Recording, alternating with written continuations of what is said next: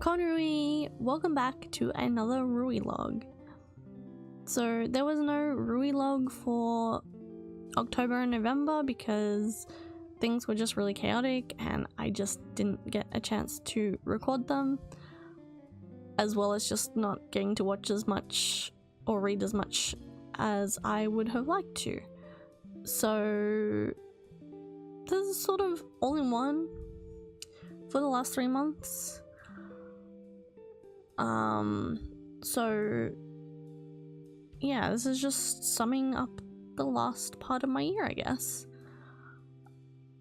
Also be aware that there will be, or might be, spoilers for certain series while I'm talking about what has happened in the things that I have consumed.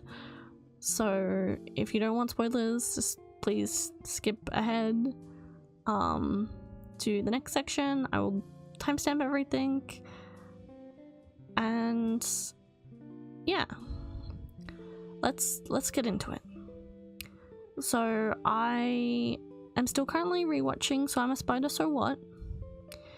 I'm currently up to when Kumiko is out of the dungeon and is being chased down by her mother and her siblings,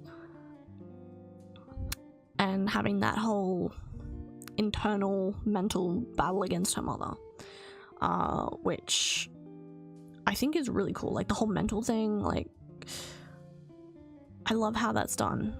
I love seeing that. And then I mentioned I was I was considering buying the light novels because I was dying to read it because I wanted to know what happens. So yes, I caved. I bought the first 3 volumes. So I have been reading that. I'm almost done with the first volume. And I gotta say, I love it. I love that the novel has like more detail about all of the characters. Like we see more about, well, not really see, I guess, because we're reading, but you know what I mean. We learn more about Shun, and how Shun meets I'm completely blanking on his friend's name, but his friend's name, and the one that got turned to a girl. I love that we learn more about his brother, and like the part that I'm up to, he hasn't even like met the rest of his classmates yet, which is very interesting because obviously you don't see that in the anime. Like in the anime, they all already have met up, like a good portion of them. So yeah, seeing that or reading that is really interesting. How he's going through the same thing as Kumiko, as like learning the skills and how this world works and that kind of stuff. I think it's quite interesting. More detail about Kumiko learning her abilities and deciding what to do and stuff. I find that really interesting. I love how they lay out the skills and stats and stuff in the light novel. And the little character sheets in between the chapters every now and then of like the different monsters in the dungeon. I think that's really cool. I like that. I love when manga and light novels have those kind of character sheets in them. It's really cool. So yes, I'm really enjoying that. I'm currently up to,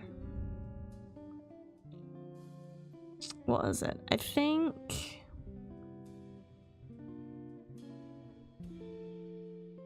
I can't remember what Kumiko was doing. I'm blanking.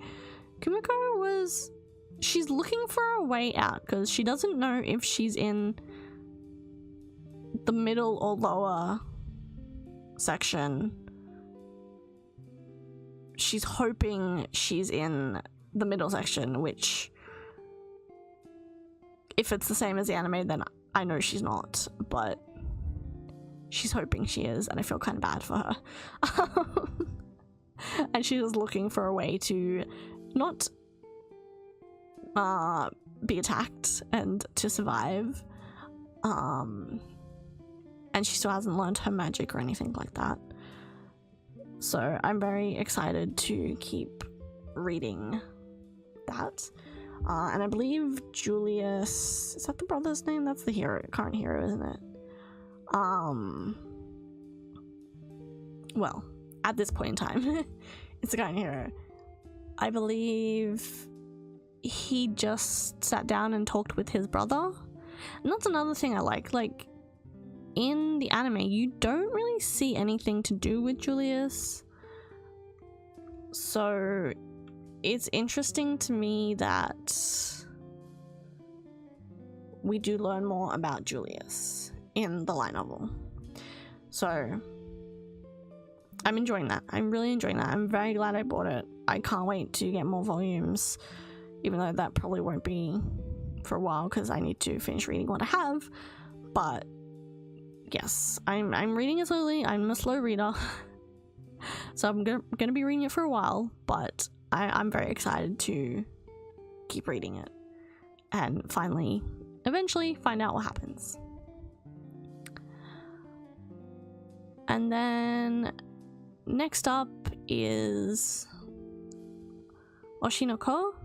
So I finally got around after a very, very long time to finish season 1, which took me forever to finish because even though I loved the start of it, the second half of season 1 just wasn't as interesting to me. I think because I'm not really into those sort of what do you call them, like reality shows, so I wasn't really interested in watching them make that reality show that Ako was on.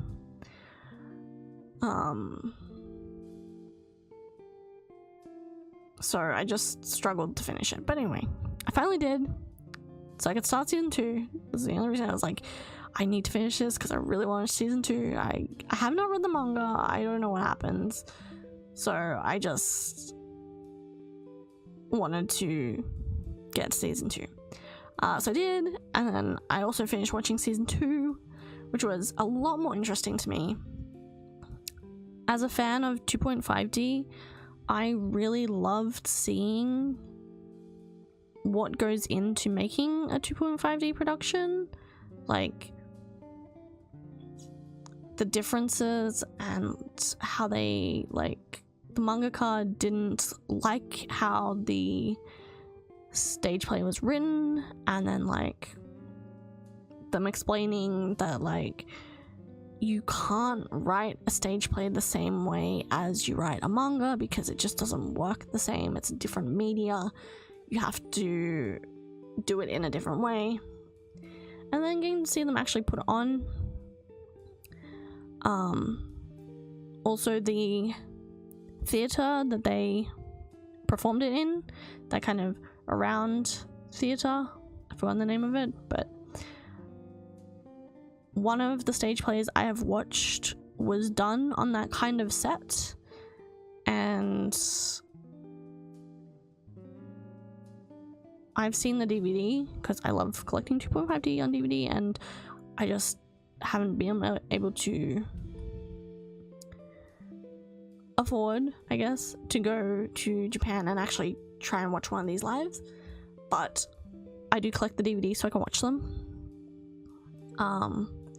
And yes, one of them was done on one of these around stages, and I think it was really cool how they did it, and seeing that in the anime was just equally as cool. And I was just really excited because like I knew about this kind of stage. I was like, this is just really, really cool. So I very much enjoyed it, loved seeing it. The ending for me was very shocking,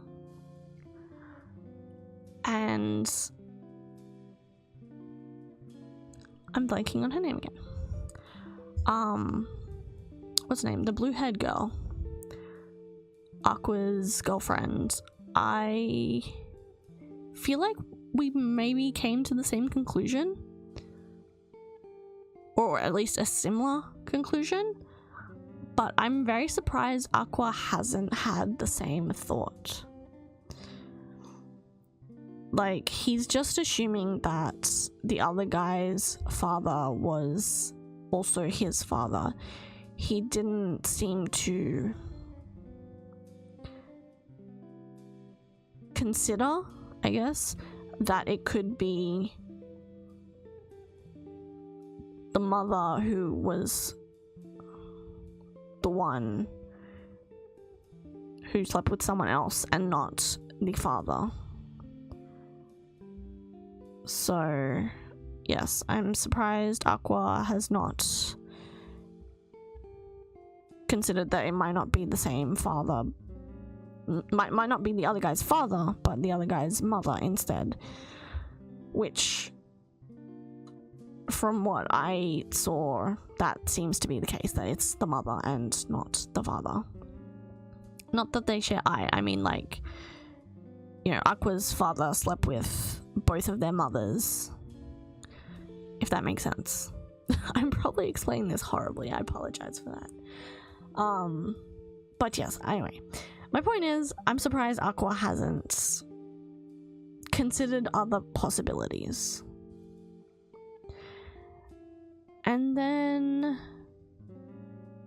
I was very surprised to see that we actually got to see the actual father's face, or who I assume is the actual father's face.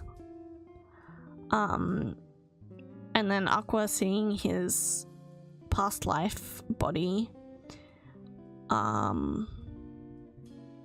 was shocking as well. I did not expect that. So that was a very interesting end, and the look in Ruby's eyes and her coming to like some idea that like something happened and like that she's upset that he's passed away. I am interested to see where it goes. I've never really been super fond of Ruby. I was more interested in Aqua since he was the one who was like searching for the murderer. So I'm interested to see what Ruby does. If Aqua finally realizes, I assume he probably will. But yeah, I look forward to seeing season 3, finding out how they end up finding their father, if they find him, of course. Also, who was... Please don't tell me, but there was that girl at the end who got killed by the guy. I have no idea who she was. Was she just some random person, or is she significant to the story?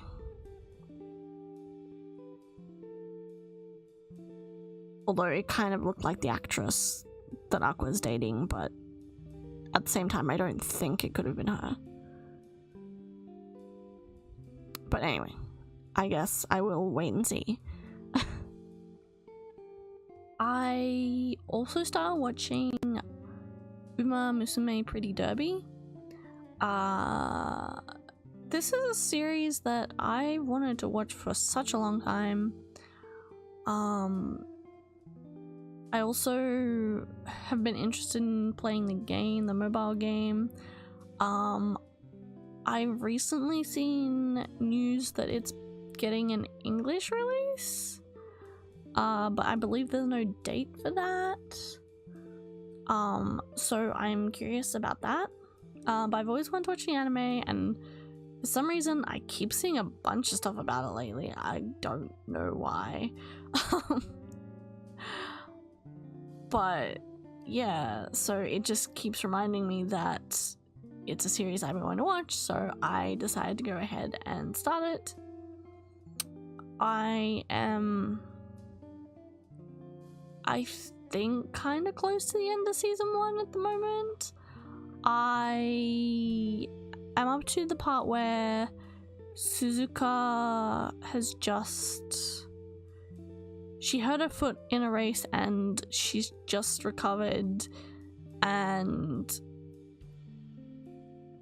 they go on a special training camp thing, and special week has been like so obsessively focused on worrying about Suzuka that she's not focusing on her own races and doing poorly in her own races. And yeah, they went on this training camp, which I like the training camp episode. That was nice. I do feel really bad for Suzuka because she did want to go overseas, and if she won that race that she got injured in, she could have gone overseas. So I hope that she can regain her confidence and get back to how she used to run, and hopefully achieve her dream of running overseas sometime in the future. So I really hope she can do that. But yeah, I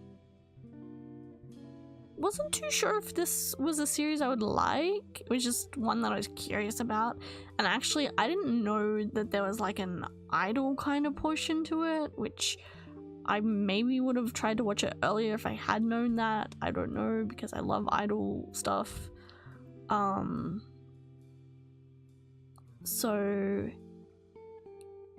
I love seeing them sing and dance after they've won their race. After the race is done, they sing and dance on stage. It looks so cool. I really like that part. And just the friendships are really cute. Special week is very amusing and very cute. So yeah, I'm enjoying it and I look forward to seeing more of it.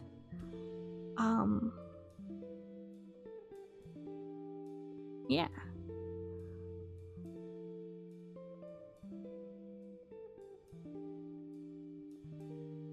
And then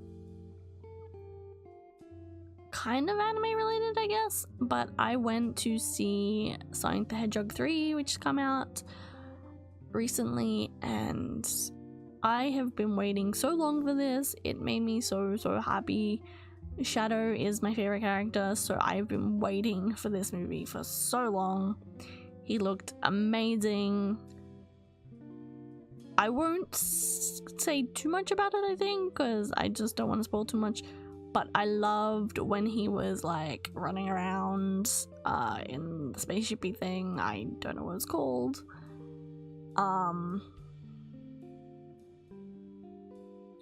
Also like the whole like, not spy, maybe it is kind of spy like they're breaking into the what's it called, the gun building. That was cool.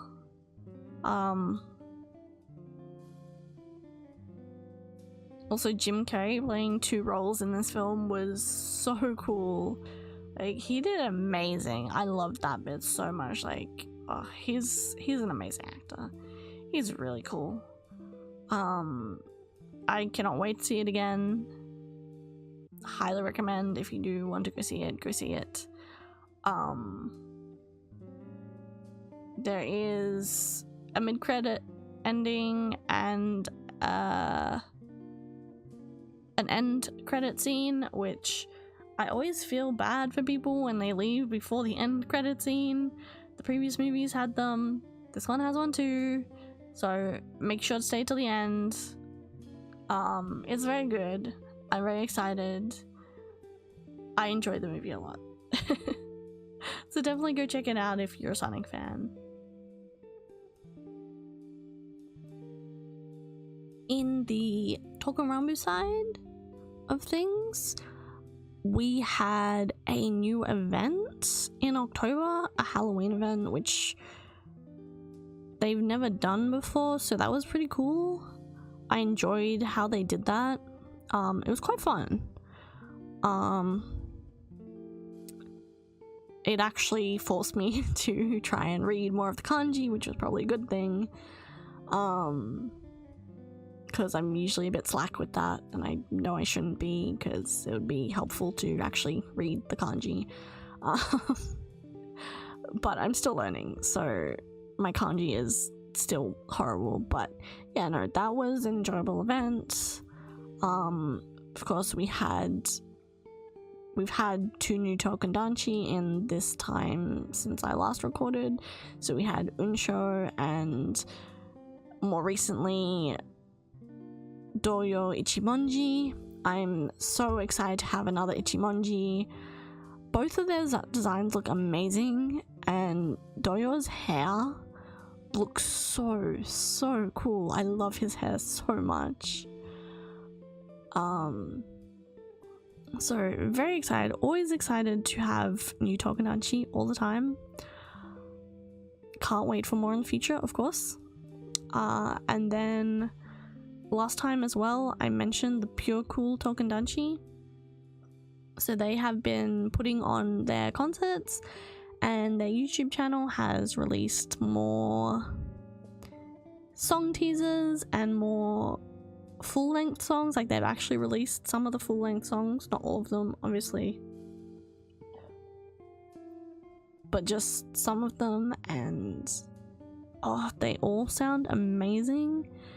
I love all of them. Like, I've just been listening to them non-stop, and I cannot wait to hopefully see it on DVD. I don't know. I know they're going to live stream it online. I don't think I can view it, but I would love to. So that's why I'm still holding out hope for a DVD. But yes, the songs sound amazing. I am so happy for them. They've shown little clips and stuff of them doing like dance practices and stuff, which is really adorable, like how idols post their dance practice videos. We've gone to see the Girl Brothers have their little dance practice sessions, which is so cute. So yes, I'm very excited about that. Hopefully we get to see more in the future. And I think that's about it. That's all I can think of for this month.